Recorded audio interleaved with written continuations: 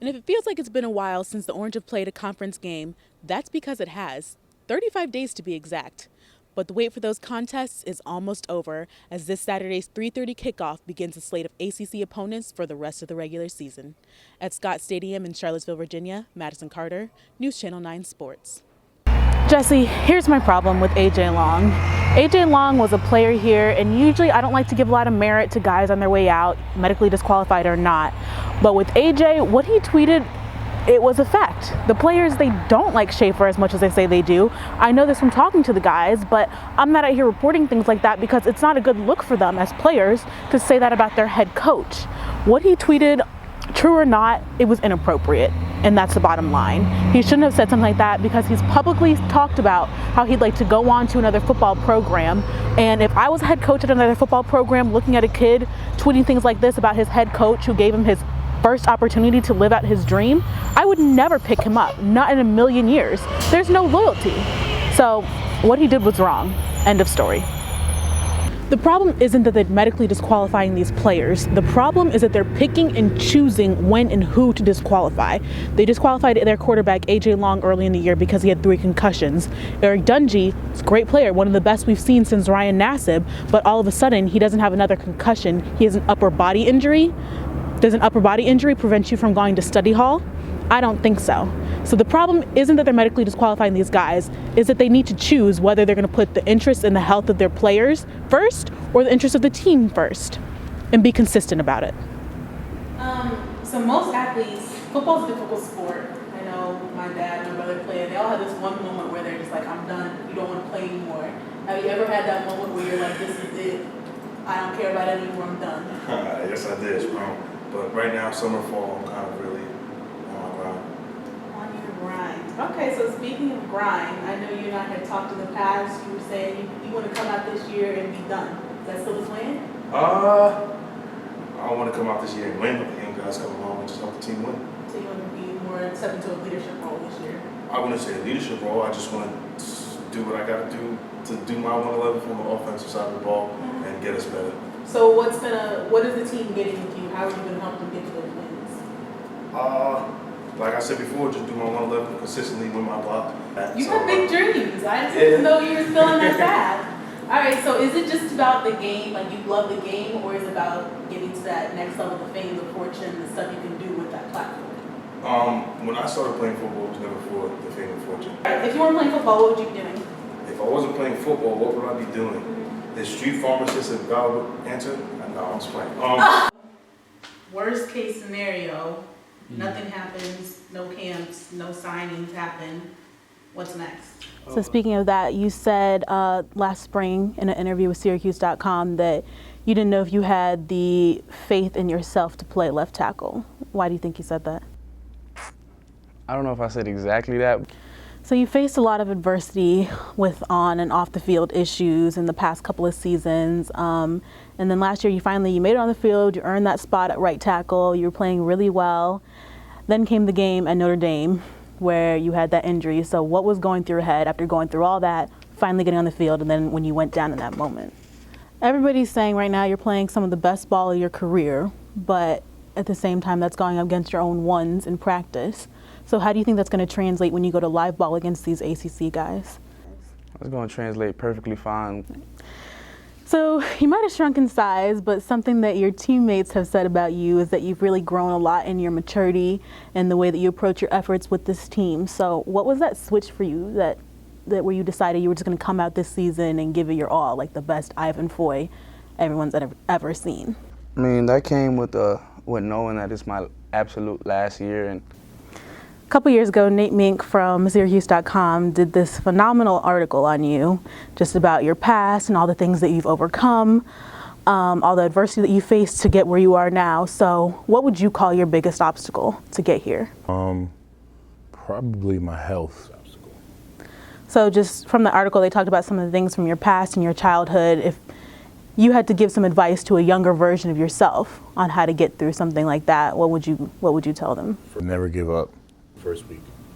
So your coaches talk about you a lot, saying that you're one of the best products on this line. You just need to be healthy, and people will see that. So are you expecting to shock some people with with what you're going to be when you get out there being full force? I am, because not many people have seen me healthy.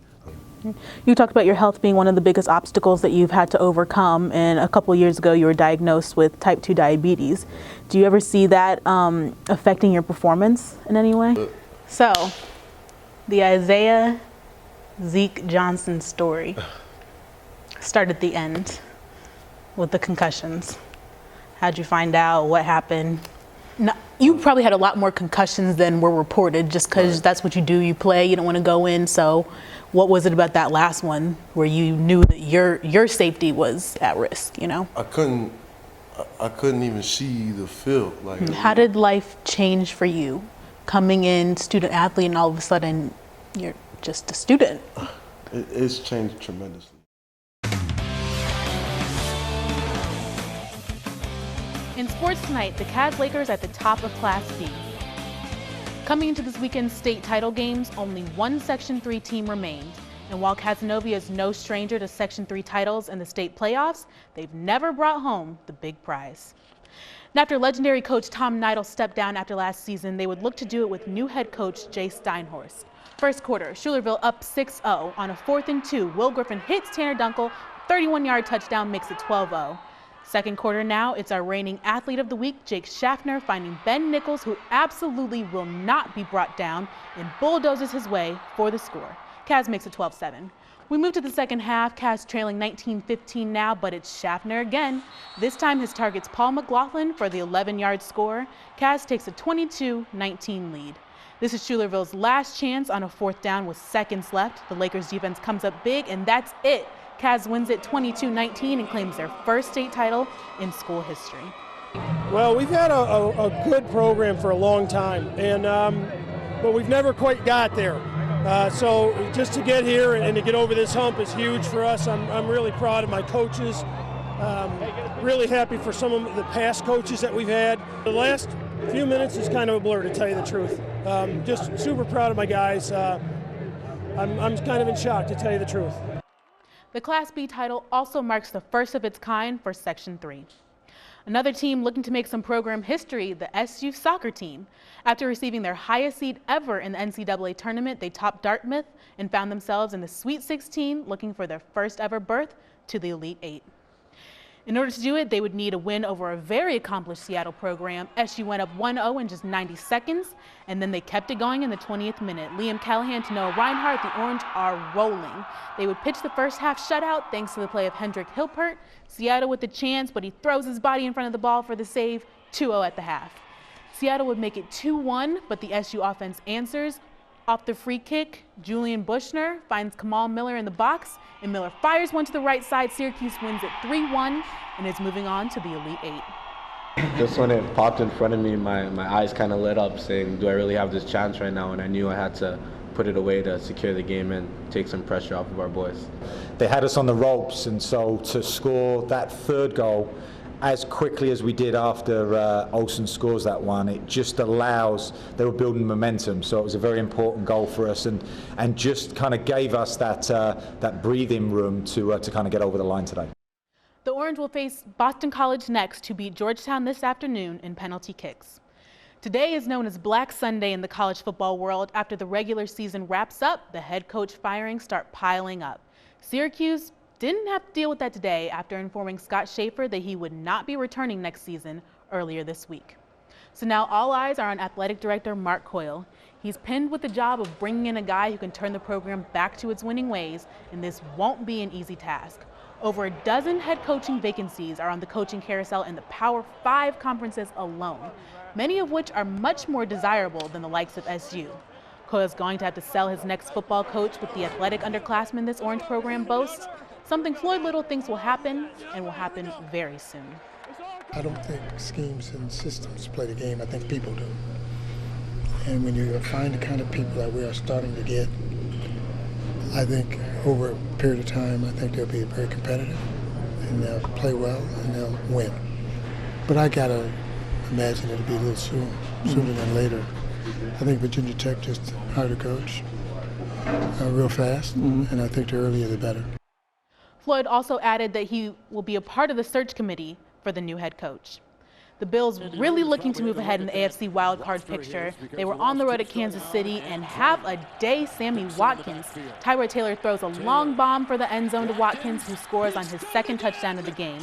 That made it 16-7. But the Chiefs would get back ahead. They're now leading at 24-16. The Bills back in this thing.